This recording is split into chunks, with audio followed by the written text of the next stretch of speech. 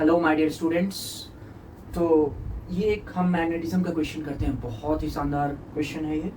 और इसका जो अप्रोच है उसको करने के बाद आपको एकदम मज़ा सा आ जाएगा, एकदम मज़ा आएगा। ये यूनिक अप्रोच है इसमें, तो इसको हम करेंगे। एक तो हमारे पास ट्रेडिशनल अप्रोच है और दूसरा है बहुत ही शानदार सा फैराडेज लॉ को भी हम यूज़ कर सकते हैं इसमें। तो ये प्रॉब्लम है बेसिकली पाथफाइंडर का, ये pathfinder for olympiad and J advance physics, और चैप्टर 14 आप रेफरेंस के लिए देख सकते हो। और build your understanding problem number 21 है ये। तो मैं प्रॉब्लम को रीड आउट करता हूँ और फिर सॉल्व करेंगे इसको, ठीक है। प्रॉब्लम का पूरा सर्जरी करेंगे, कैसे कैसे क्या अप्रोच लेना है, ठीक है, ट्रेडिशनली कैसे सॉल्व कर रहे हैं और क्या एडवांटेज मिले, everything will be doing the research. तो देखते स्टार्ट करते हैं। प्रॉब्लम कहता है रिंग ऑफ रेडियस आर। तो इस रिंग का जो रेडियस दे रखा है वो आर है, made up of an insulating material, has mass m. Its mass is given to be m and carries uniform charge, and charge distribution over here is uniform. Initially it rests on a frictionless horizontal tabletop with its plane vertical. Its plane is vertical, it's in a vertical plane, and surface is smooth here, mu is 0, and it is at rest right now. Saying that a uniform horizontal magnetic field of induction B pointing everywhere parallel to the axis of the ring is established in the region to the right of a vertical plane. So this is a vertical plane, and to the right of this vertical plane there is a uniform magnetic field B, everywhere existing B. So B is uniform everywhere. And then ये question में कह रहा है कि the ring is pushed forward to acquire a velocity v naught without any rotation. तो ये surface frictionless है, इसको वेलोसिटी दे रखे हैं कितना, v नॉट वेलोसिटी दे देते हैं इस रिंग को। कोई ओमेगा नहीं है, इनिशियल ओमेगा इज 0। हम ट्रांसलेशनली ये जा रहा है, ट्रांसलेट करता हुआ जा रहा है। What should be the charge on the ring so that it starts rolling on the tabletop after completely entering the region of the magnetic field. So when this ring completely enters this region, okay, पूरे magnetic field में जब enter कर जा रहा है, तो what should be the charge so that the ring performs pure rolling? Question clear है हमारे पास कि इस साइड में कोई मैग्नेटिक फील्ड नहीं है, इनिशियल इसको हम v नॉट दे रहे हैं, यहाँ पे फ्रिक्शनलेस सरफेस है, मास दे रखा है। इस पे हमसे क्या पूछा जा रहा है कि what is the charge on the ring, q is how much, so that when it enters fully in this region this ring enters, so at this particular instance let's say the velocity is right now is v final, and here the omega is omega f, I'm writing omega final, right? And it's in pure rolling. Here there is no friction. Without friction also it is happening, the pure rolling is happening, right? So the condition for this pure rolling is vf is equal to omega f into the radius is r, right? This is the condition. So अब पूछ रहा है कि charge q uniformly distributed है, उसका value क्या होगा, right?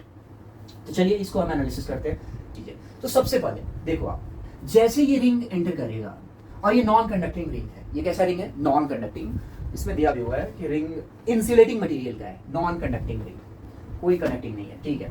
तो अगर नॉन कंडक्टिंग रिंग है, तो जैसे ये रिंग ऐसे एंटर करेगा, इसमें इस रीजन में एंटर कर रहा है, तो मैं एक पोजीशन बना दे रहा हूँ यहाँ पे। ये हमारा रहा पोजीशन है, वो रिंग का जितना पोर्शन एंटर कर चुका है इसमें वो ये है, और यहाँ रिंग का सेंटर है, और इतना पोर्शन ए डैश के अंदर में है, मतलब मैग्नेटिक फील्ड में है, इतना पोर्शन, राइट, ये वाला पोर्शन।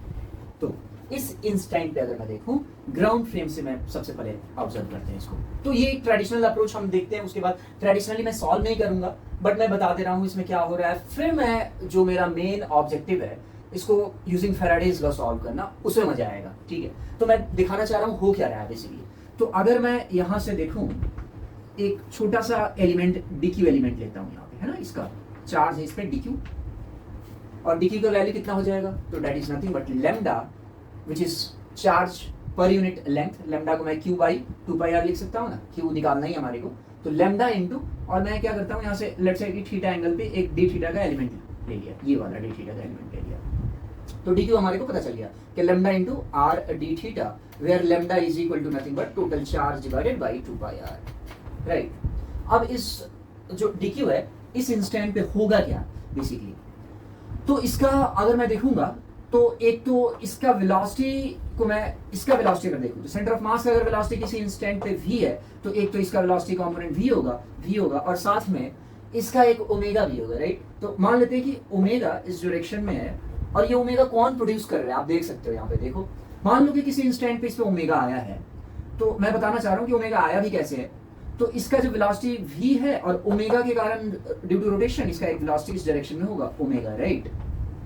तो इसी दोनों का जो रिजल्टेंट वेलोसिटी होगा इस पॉइंट P का वेलोसिटी होगा।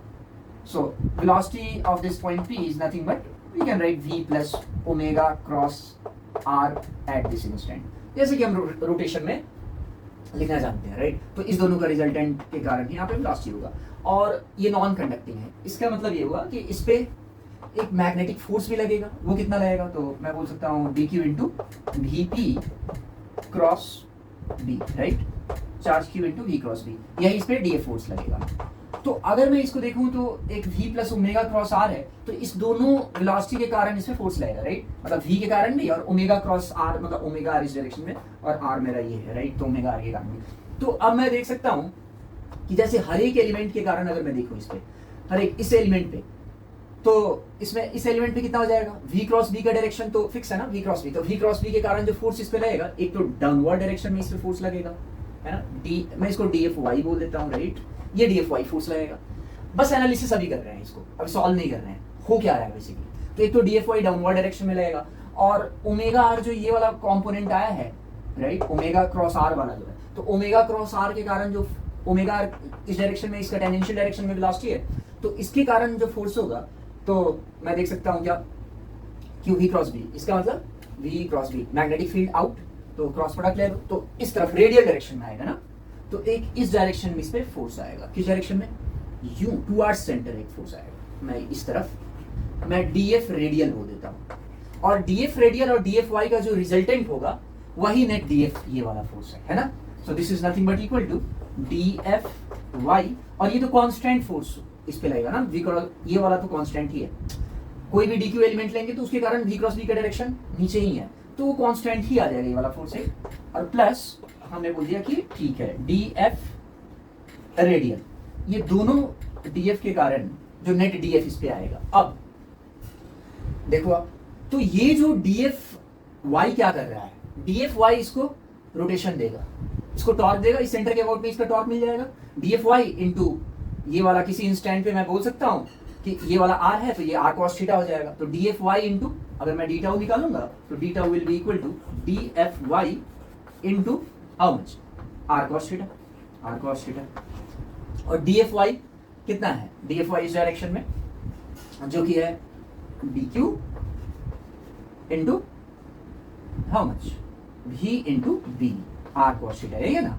और dq हमारे पास कितना है, तो lambda into r d theta, lambda का वैल्यू ये है, लेमडा r d थीटा। तो ये d टाउ है, मतलब इस पे लगता हुआ टॉर्क है। तो सब पे जो टॉर्क लग रहा है, टॉर्क का डायरेक्शन किधर होगा, तो टॉर्क का भी डायरेक्शन ये, इसके कारण ये इधर ऐसा घुमाएगा ना, इस फोर्स इनटू परपेंडिकुलर डिस्टेंस, तो अंदर की तरफ। तो ये अंदर की तरफ क्या करेगा, ओमेगा इंक्रीज कराएगा, है ना, इसका ओमेगा और बढ़ाएगा, और ये ओमेगा बढ़ेगा, ठीक है, ओमेगा बढ़ा, और इसका यानी कि इसका v कम होना चाहिए, तभी तो finally v is equal to omega R आएगा। यहाँ कोई फ्रिक्शन तो है नहीं, कोई फ्रिक्शन फोर्स नहीं लग रहा है इस पे, तो ये वाला स्पीड कौन कम करेगा, क्योंकि इसका इस पे अगर मैं रिजल्टेंट इस डायरेक्शन में देखूंगा, जो dfy तो इधर है ना, वर्टिकल डायरेक्शन में है, तो हमें इस डायरेक्शन में एक फोर्स चाहिए। तो dfr का जो ये वाला कंपोनेंट होगा, जो कि यहाँ से थीटा एंगल पे अगर मैं लूँ, तो थीटा एंगल पे अगर ये वाला कंपोनेंट, वही इसकी स्पीड को कम करेगा, और फिर इंटीग्रेट करके हमारे को आ जाएगा। जैसे थीटा का इंटीग्रेशन कर लेंगे और इसका भी इंटीग्रेशन जैसे हम यहाँ परफॉर्म करेंगे, और थीटा को वेरी कराएंगे कहाँ से कहाँ तक, देखो इधर थीटा को वेरी कराएंगे इस पर्टिकुलर इंस्टेंट पे, ये एंगल को हम कुछ फाई मान लेंगे, ये वाला एंगल, ये और फाई हमारे को पता होगा, राइट, ये वाला फाई। तो ये कहाँ से कहाँ लाई करेगा, -फाई टू फाई। तो torque as a function of phi लिख लोगे, इस पर्टिकुलर इंस्टेंट पे कितना टॉर्क लगा वो हमारे को पता चल जाएगा, राइट। और फिर torque is equal to I alpha करेंगे और अल्फा को D omega by D T लिख लेंगे, राइट। तो ये वाला टॉर्क बन जाएगा और टॉर्क को मैं लिख लूंगा आई इंटू अल्फा, अल्फा कितना है, D omega by D T, और फिर है ना ये इस टाइप से।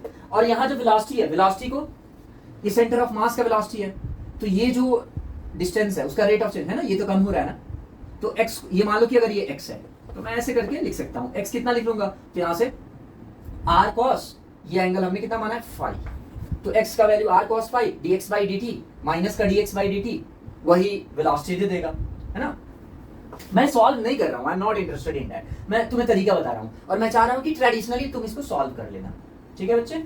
तो यहाँ पे जो वेलोसिटी होगा वो nothing but minus dx by dt, और x का वैल्यू कितना है हमारे पास, x का वैल्यू है यहाँ से r cos फाई, ठीक है। और v का वैल्यू फाइनली इसमें करने के बाद as a function of phi आएगा और इस v का वैल्यू इसमें डालेंगे और i जो हो जाएगा dx d omega by dt, और dt dt कट जाएगा और फिर इंटीग्रेट कर लेंगे हम, तो 0 टू ओमेगा, है ना।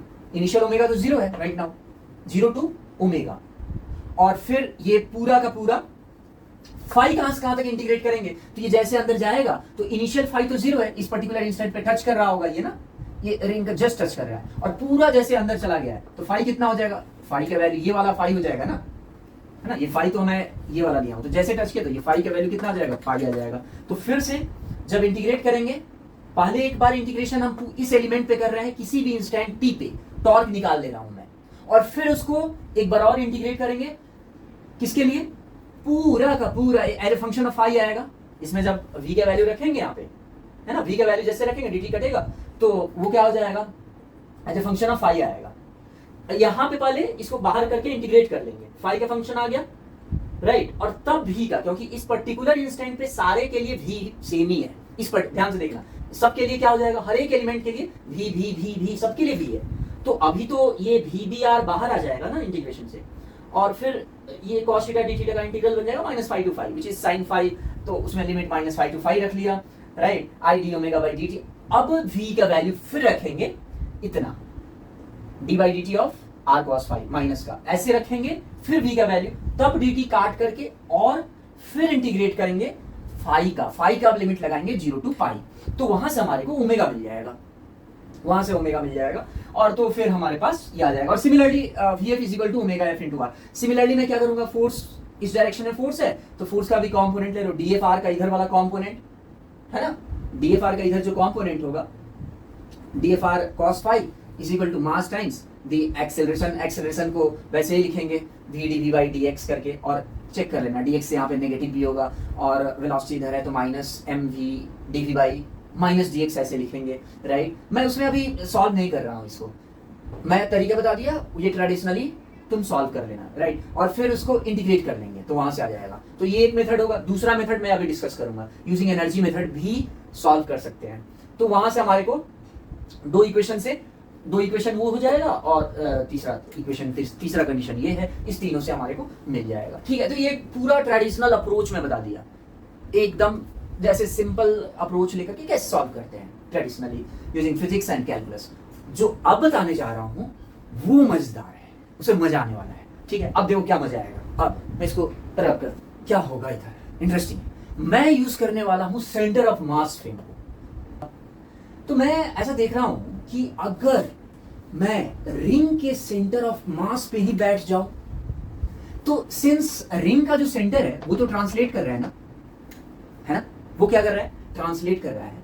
तो अगर मैं किसी भी इंस्टेंट पे देखूंगा तो होगा क्या, अगर मैं यहां बैठ गया, ओके, तो मेथड 2 से मैं यूज कर रहा हूं centre of mass frame, centre of mass of this ring, centre of mass of ring frame को यूज कर रहा हूं। इस फ्रेम से बैठने के बाद बड़ा ही अच्छा सा चीज होने वाला है, वो क्या होगा, तो यहां जैसे बैठूंगा तो ये ऐसा दिखेगा क्या कि ये सब मैग्नेटिक फील्ड, तो बिकॉज ये क्या, ये लाइन तो ऐसा आता हुआ दिखेगा ना, ये वाला लाइन, ये वाला यहाँ तो स्टेशनरी है, तो ये वाला लाइन इधर से आता हुआ दिखेगा ऐसा, तो एज इफ कि ये पूरा का पूरा मैग्नेटिक फील्ड जो है कि रीजन को फिल इन कर रहा है ना, ये फिल इन कर रहा है इधर से, और साथ में किसी भी इंस्टेंट पे ओमेगा तो खैर वही रहेगा, ठीक है, ओमेगा तो वही रहेगा क्योंकि ये वाला पॉइंट है वो क्या है, ट्रांसलेटरी पॉइंट है ना, वो सिर्फ ट्रांसलेट कर रहा है। तो इस फ्रेम से मैं देख रहा हूं तो ये है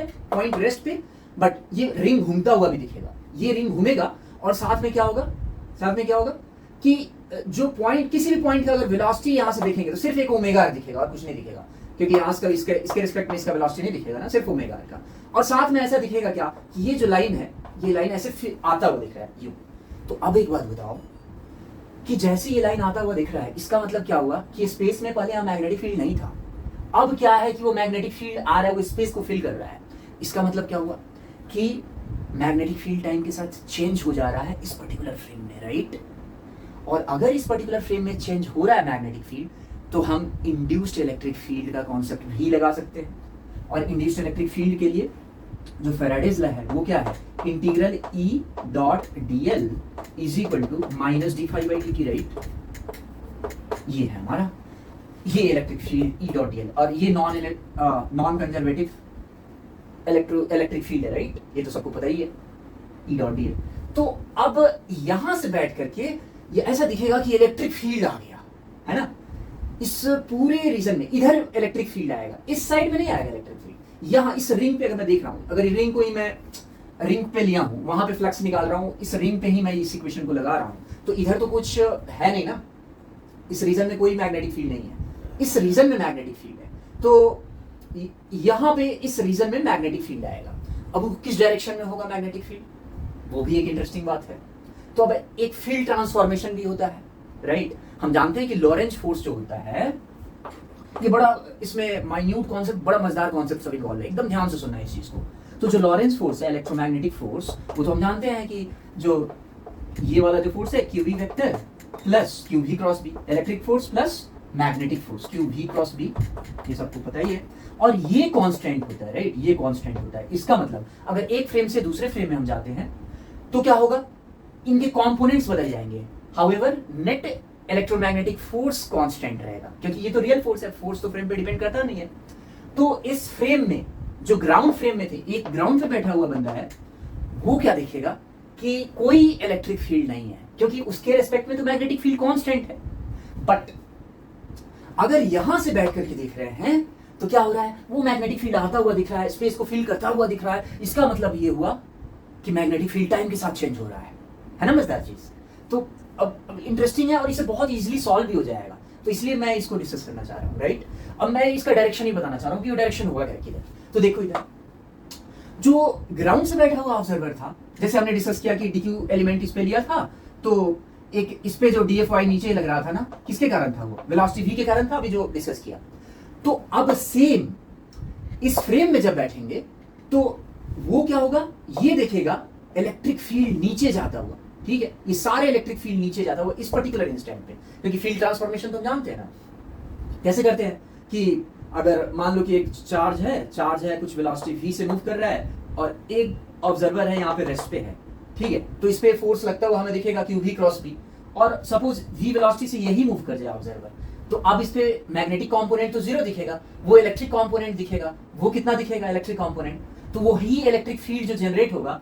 अब यहाँ पे पहले था क्यू वी क्रॉस बी, है ना, Q V cross B magnetic force था, अब वही किस में चला जाएगा, क्योंकि अब इस ये ग्राउंड नहीं है, ग्राउंड ऑब्जर्वर के रिस्पेक्ट में ये वाला मैग्नेटिक फोर्स देखा। अगर एक चार्ज पार्टिकल क्यों मूव कर रहा है तो मैं बता रहा हूं, लेकिन अगर सपोज एक ऑब्जर्वर है जो v वेलोसिटी से मूव कर रहा है, जो कि चार्ज का जो वेलोसिटी है उसी के डायरेक्शन में, तो अब ये वाला बंदा क्या है, इसका मैग्नेटिक फोर्स नहीं दिखेगा ना, रिलेटिव वेलोसिटी तो जीरो है, सिर्फ और सिर्फ क्या कंपोनेंट आएगा, तो बस q इनटू e वेक्टर, यही वाला कंपोनेंट आएगा, कट गया। तो यानी इलेक्ट्रिक फील्ड जो आएगा वो v क्रॉस v का दिखेगा। तो ये जो बंदा है वो इलेक्ट्रिक फील्ड देखेगा v क्रॉस v का, बड़ा इंटरेस्टिंग सा है।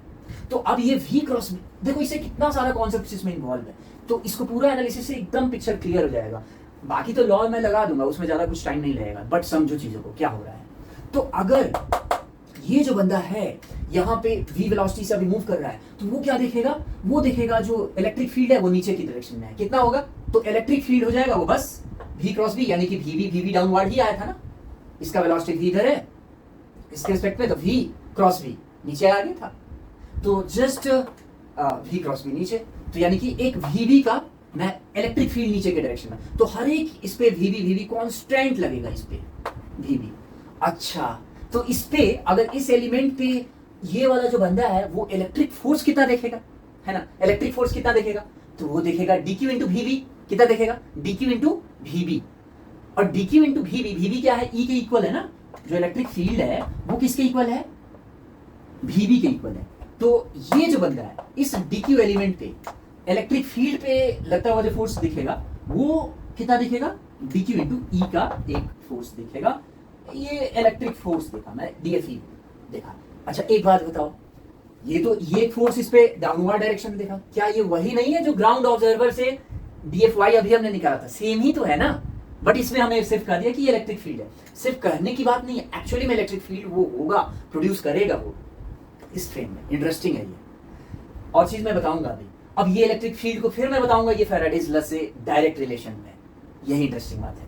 तो अब यहाँ पे नीचे के डायरेक्शन में इलेक्ट्रिक फील्ड इंड्यूस हो जा रहा है, तो डी क्यू इंटू ई। अच्छा अब ये जो बंदा है सेंटर ऑफ मास में बैठा हुआ, क्या और कोई फोर्स देखेगा? बिल्कुल देखेगा।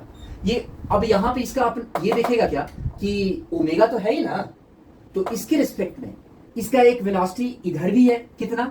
ओमेगा आर का। क्योंकि इस ये वाला जो सेंटर ऑफ मास है वो तो सिर्फ ट्रांसलेट कर रहा है, तो इस फ्रेम में क्या होगा, ये पूरा रिंग भी रोटेट करता हुआ दिखेगा, तो इसके कारण यहाँ पे वेलोसिटी भी देखेगा ये वाला। ये कितना देखेगा? ओमेगा इंटू आर का। अगर ये ओमेगा इंटू आर का वेलोसिटी देखा तो इसका मतलब इस ओमेगा आर के कारण भी एक फोर्स देखेगा, मैग्नेटिक फोर्स ना, क्यू भी क्रॉस बी वाला फोर्स। ये तो वही रहा जो कि प्रीवियसली हमने एनालाइज किया था। उसका डायरेक्शन किधर आया था? Towards the centre, radial direction में। तो एक रेडियल ये बंदा देखेगा इस पे, एक नीचे के डायरेक्शन में फोर्स है और एक रेडियली फोर्स है इस डायरेक्शन में, और उसका मैग्नीट्यूड भी सेम होगा जैसे कि पहला वाला था। इसलिए मैंने पहला वाला केस को सबसे पहले एनालाइज किया है ना। तो ये जो मैग्नीट्यूड है डीएफवाई ड्यू टू इलेक्ट्रिक फील्ड, तो डीएफई इक्वल टू डीएफवाई है, और इधर वाला डीएफ रेडियल। तो ये दोनों फोर्स तो सेम ही देखा, चाहे ये ऑब्जर्वर हो चाहे ग्राउंड ऑब्जर्वर हो। दिख रहा है ना अब? ये दोनों फोर्स सेम दिख रहा है, और दिखना भी चाहिए क्योंकि नेट इलेक्ट्रोमैग्नेटिक फोर्स तो कांस्टेंट होता है। मैंने पूरा कॉन्सेप्ट को इधर से एनालाइज कर दिया इधर को। तो यानी आप दिमाग में आ गया कि ये इलेक्ट्रिक फील्ड जो होगा वो नीचे के डायरेक्शन में जाएगा, ये टेंजेंशियल नहीं होगा इलेक्ट्रिक फील्ड। अभी तक तो पढ़े हो ना कि अभी तक जो जेई में भी पढ़े हैं कि ठीक है इलेक्ट्रिक फील्ड होता है अंदर में r/2 dv/dt ऐसा निकालते हैं ना यूजिंग फैराडेज लॉ, तो वो होता है सिर्फ सिलेंड्रिकल सिमेट्री के लिए। यहाँ कोई सिलेंड्रिकल सिमेट्री नहीं है, ये पूरा ये इधर में मैग्नेटिक फील्ड है, और इस प्लेन से वो मैग्नेटिक फील्ड आ रहा है तो वो चेंज हो रहा है इस प्लेन में। तो यहाँ पे मैं इलेक्ट्रिक फील्ड भी कांस्टेंट आ जा रहा है। तो कई बार पूछ भी सकता है, अगर सिंपल सा एमसीक्यू में ऐसे बना करके ऑप्शन पूछ देगा कि what is the direction of electric field, तो दिमाग में ऐसा नहीं होना चाहिए कि अच्छा ये तो सर्कुलर होता है तो इलेक्ट्रिक फील्ड सर्कुलर है तो सर्कुलर ही होगा। तो एक तो ये बात हो गई। अच्छा ये इलेक्ट्रिक फील्ड कैसा होगा? नॉन कंजर्वेटिव नेचर का होगा। ये तो सिंपल सी बात है, ये जो भी इलेक्ट्रिक फील्ड यहाँ जनरेट होता है वो नॉन कंजर्वेटिव। तो तुम बोलोगे सर ये तो कांस्टेंट डायरेक्शन है, कांस्टेंट मैग्नीट्यूड है, तो इसके कारण तो कांस्टेंट डायरेक्शन कांस्टेंट मैग्नीट्यूड का कोई भी फील्ड या फोर्स है वो तो कंजर्वेटिव होना चाहिए, ऐसा कैसे हो गया? तो हम ऐसे भी देख सकते हैं, देखो इधर इधर कोई फील्ड नहीं है तो इधर कोई इलेक्ट्रिक फील्ड नहीं होगा, ई का वैल्यू 0 होगा। इसी रीजन में मतलब जितना रिंग का ये वाला पोर्शन क्रॉस हुआ है उसी रीजन में सिर्फ फील्ड आया है ना। तो अगर इस लॉ को मैं लगाऊंगा इस पूरे रिंग पे तो मैं क्या बोलूंगा? यही तो कहूंगा इस डायरेक्शन इधर में ई डॉट डीएल आएगा, यहां से ई डॉट डीएल आएगा, लेकिन इधर ई डॉट डीएल नहीं आएगा। तो नेट ई डॉट डीएल आ गया ना पूरे पे तो net E vector dot DL vector तो आ गया इस पूरे रिंग पे लगाया तो नॉन कंजर्वेटिव रहा ही, राइट?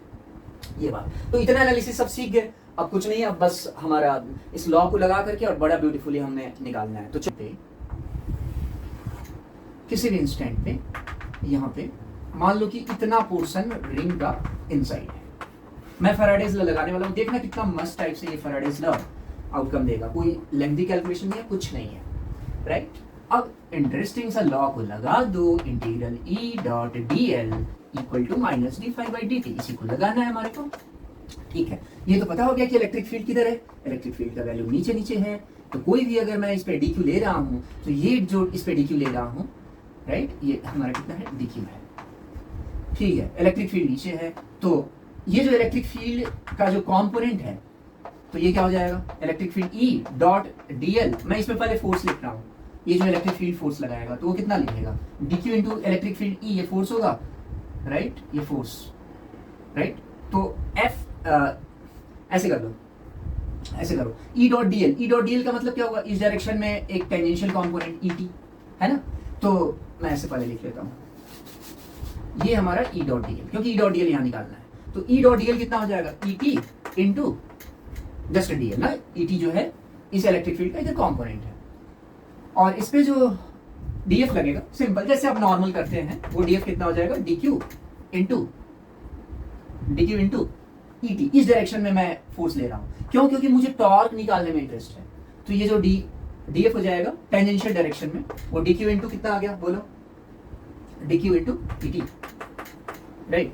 और अगर मैं डी टाउ निकालूं इसके अबाउट में, जो टॉर्क देगा ये वाला डीएफ इस डायरेक्शन में जो लग रहा है, डीएफ टेंजेंशियल, तो वो जो टॉर्क मिलेगा वो कितना आ जाएगा, R into D F tau, है ना। अब आर इंटू, अब वैल्यूज को रखते हैं, देखो तो ये आ जाएगा D Q into E T, D F का वैल्यू मैंने यहाँ से रख दिया, R into D Q into E T. अब हो क्या रहा है बेसिकली, इंटरेस्टिंग चीज देखो, ये क्या हो रहा है, मजा आएगा अभी।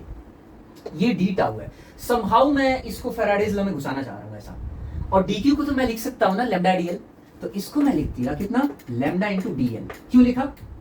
क्योंकि कुछ ऐसा दिख रहा है यहाँ पे, ई dot D L, E T D L दिख रहा है ना, तो मैं इसको इसे ऐसे लिख दिया, और जैसे ऐसे लिखा तो एक बड़ा मजेदार सा चीज बन गया, क्या? तो D tau is equal to R, और लैम्डा तो कांस्टेंट ही है, E T into D L, E T D L बन गया ये। तो ये दोनों टर्म कांस्टेंट है, और पूरे पे अगर मैं इस पूरे पे टॉर्क निकालूं, क्योंकि इधर तो कोई फील्ड है भी नहीं, इस पूरे पे जो मैं टॉर्क निकालूं तो ये कांस्टेंट है इस पूरे पे, तो ई T dot E T D L इस पूरे पे, तो ये पूरे पे टॉर्क निकल जाएगा, राइट। इधर नहीं है तो नेट टॉर्क क्या आ जाएगा, अच्छा इधर नहीं है, लेकिन मैं ऐसे तो लिख ही सकता हूँ ना पूरे क्लोज लूप के लिए, इधर वाला तो टर्म जीरो ही है, इलेक्ट्रिक फील्ड का टर्म जीरो ही है, तो नेट टॉर्क इस पूरे पे कितना आ जाएगा, तो R lambda into E T dot D L, E T D L का इंटीग्रल, और ई टी डी एल का इंटीग्रल क्या है पूरे क्लोज्ड रिंग पे, वो तो यही है। तो इसको मैंने रेट ऑफ चेंज फ्लक्स में घुसा दिया, ये इंटरेस्टिंग सा बन गया। तो जो इस पे नेट टॉर्क लग रहा है आर लैम्डा, इसको मैंने लिख दिया क्या, minus D five by D T. Wow, ये बड़ा मस्त टाइप का चीज बन गया, R lambda minus D five by D T. अच्छा आर भी के भी इंडिपेंडेंट आ जाएगा, क्योंकि लैम्डा इज इक्वल टू मैं लिख सकता हूँ, तो इसको लिख दिया Q upon two pi R, तो यहाँ से ये भी कट गया, इंटू माइनस डी फाइव, और इसको मैं क्या करता हूँ माइनस डी फाइव, और टाउ डी टी को मैं इधर भेज देता हूँ, टाउ डी टी है ना, ये टाउ डी टी। तो कुछ समझ में आ रहा है कि टाउ डी टी क्वांटिटी कुछ तो होता है ना एंगुलर मोमेंटम के साथ में, because torque is equal to D L by D T. तो मैं इसको ऐसे लिख सकता हूँ, integral tau D T is equal to minus Q upon two pi, minus Q upon two pi D five का इंटीग्रल बन गया ये, बस है ना।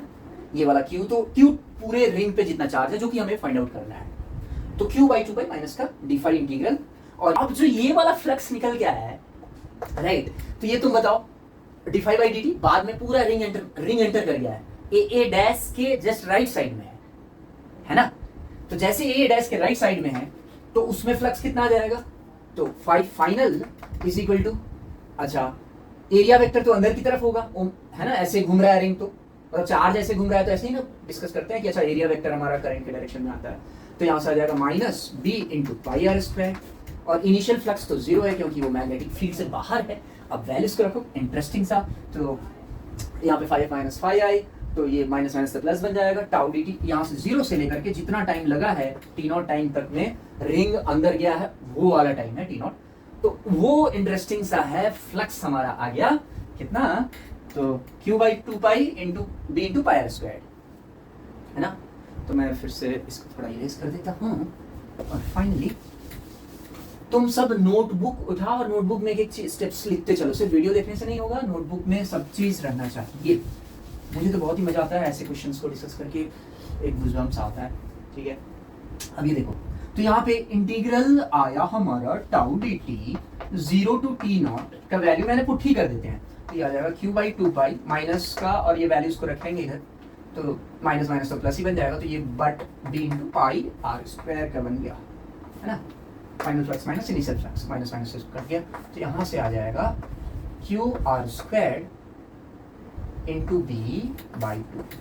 अच्छा अब बताओ ये चीज क्या है, एंगुलर मोमेंटम तो है ही ना, टाउ डी टी का integral is equal to change in angular momentum है ना, angular impulse momentum equation integral tau D T zero to T naught is equal to, हम जानते हैं ये डेल्टा एल होता है ऐसा, तो इनिशियल ओमेगा तो जीरो है, फाइनल ओमेगा इसको कुछ ओमेगा एफ मिल गया है, तो आई इंटू ओमेगा एफ आ जाएगा इसका वैल्यू।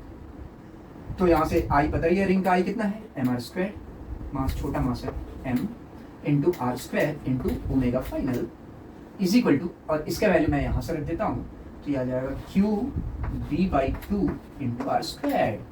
चलो तो यहाँ से हमारा आर स्क्वायर भी कट गया और फाइनली आ जाएगा, कैलकुलेशन खास है नहीं, तो यहाँ पे ओमेगा फाइनल आया by two, omega final is equal to Q B by two M. तो ये तो फाइनल ओमेगा आया। आई कंडीशन हमारे पास है B is equal to omega R वाला कंडीशन। एक और लाना पड़ेगा इक्वेशन, बिकॉज क्यू निकालना हमारे को, अननोन तो 3 है ना, बी ओमेगा और क्यू, तो 2 तो हमारे पास एक कंडीशन है, ये वाला रोलिंग वाला कंडीशन है ओमेगा एफ इंटू आर का। लेट्स से इक्वेशन 1, इक्वेशन 2 और जो थर्ड इक्वेशन है वो लाते हैं। ठीक, आई होप यू अंडरस्टूड। तो देख रहे कितना ब्यूटीफुली ये सॉल्व हो गया। टॉर्क निकाला, कैसे कैसे किया मैंने, टॉर्क निकालने की कोशिश की, ये वाले मतलब ये पहले सब ये वाला मैंने किया कि चलो टॉर्क निकाल लेते हैं, और टाउ dt किया, ये बड़ा मजेदार दे दिया। टॉर्क ऐसे निकल गया, टॉर्क इसके में निकला, ये फ्लक्स के साथ एक बड़ा ब्यूटीफुल रिलेशन निकला है, टॉर्क विद सम फ्लक्स, और rate of change of flux है। टाउ dt जैसे इधर किया वो एंगुलर मोमेंटम में घुस गया, बिकॉज इंटीग्रल टाउ dt यही तो चेंज इन एंगुलर मोमेंटम होता है ना, तो वो उधर घुस गया तो आई ओमेगा आ गया, और ये इधर घुस गया कि अच्छा डी फाई का इंटीग्रल बन गया, तो ठीक है इनिशियल फ्लक्स 0 फाइनल फ्लक्स ये दिया हुआ। ये इंटरेस्टिंग चीज है, और कितना ब्यूटीफुल ये सॉल्व भी हो गया, बड़ा ही मजा आया मुझे तो करके। ठीक है, तो ये 2 इक्वेशन, एक और इक्वेशन कहाँ से आएगा बताओ। चलो तो ये जो इक्वेशन आएगा, हाँ ठीक है, तो अब हम ऐसा नहीं करने जा रहे हैं कि चलो इस पे हम df का फोर्स लिख करके इंटीग्रेट करेंगे। अब थोड़ा सा सोचो क्या करते हैं, जैसे हमें कुछ स्पीड निकालना होता है, एक तो फोर्स से बेसिक से हम इंटीग्रेट करते हैं, दूसरा क्या करते हो वर्क एनर्जी थ्योरम ऐसे ही कुछ तो डालते हो, है कि नहीं। तो अब यहाँ पे वर्क एनर्जी थ्योरम के बारे में डालें, कोई फ्रिक्शन है नहीं, फ्रिक्शन का कोई वर्क होगा नहीं, तो बेसिकली मैं वर्क एनर्जी थ्योरम सोचूंगा यहाँ पे, बेस्ट पॉसिबल अप्रोच है ये। ठीक है, अब जैसे जैसे ये अंदर जाएगा तो वर्क कौन कौन है जो कर सकता है भाई, कौन वर्क करेगा। यहाँ पे देखो फ्रिक्शंस का कोई वर्क नहीं होगा, मैग्नेटिक फोर्स वाला भी कोई वर्क करेगा नहीं। अब ये कोई वर्क करा नहीं, तो इसका मतलब ये हुआ कि इसका काइनेटिक एनर्जी का कोई चेंज तो आया नहीं, जो पहले काइनेटिक एनर्जी था वही अभी भी काइनेटिक एनर्जी होगा ना। नेट वर्क डन तो 0 है, वर्क डन नेट 0 हो गया, इनिशियल से लेकर के पूरे पे नेट वर्क डन फाइनल 0। अब ये नेट वर्क डन 0 क्योंकि कोई फोर्स वर्क कर नहीं रहा, तो इसका मतलब क्या हुआ कि डेल्टा के 0, डेल्टा के 0 मतलब इनिशियल काइनेटिक एनर्जी और फाइनल काइनेटिक एनर्जी से बस खेल खत्म हो गया। इनिशियल काइनेटिक एनर्जी हमारे को दिया हुआ है, राइट, वो कितना है, तो यहाँ से मैं लिख सकता हूँ initial kinetic energy half M V naught squared है, और फाइनल काइनेटिक एनर्जी लिखना है, वो तो लिखना हम जानते ही हैं कि जब कोई प्योर रोल कर रहा होता है, एक रिंग है, उसका काइनेटिक एनर्जी कितना होगा, तो ये वाला पॉइंट ICOR है, डायरेक्ट ही लिख लो। तो इसके अबाउट में हाफ ICOR है ना, ये सिंपल सा, इसमें ज़्यादा कुछ मैं बताऊंगा नहीं, into omega square.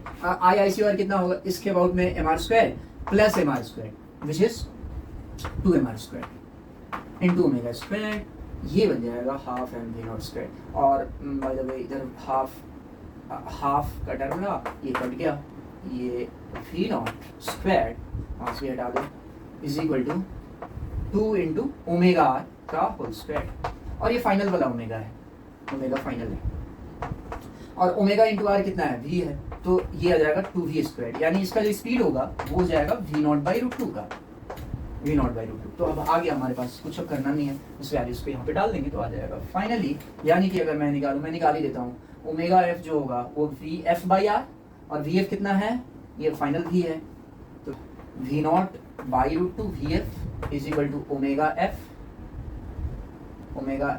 Q B, बस सॉल्विंग करना है, कुछ तो करना ही नहीं है, इंटू आर, बस हो गया, यहीं से आ जाएगा, यहाँ से रूट 2 से रूट 2, यहाँ से क्यू का वैल्यू आ गया कितना, root 2 into M V naught by B into R, and that's the answer.